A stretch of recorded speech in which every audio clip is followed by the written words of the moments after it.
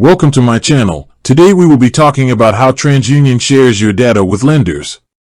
The short answer is yes, TransUnion shares your data with lenders. It's their primary business function as a credit reporting agency. They collect and compile information about your credit history and provide it to lenders who want to assess your creditworthiness.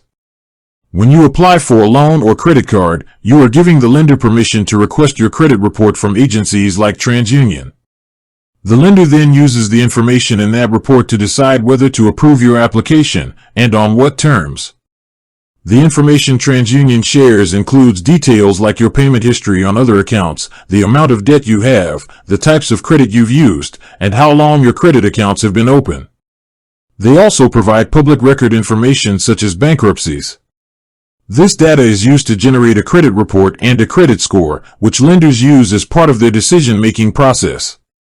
It is important to remember that TransUnion doesn't make the decision to approve or deny your credit.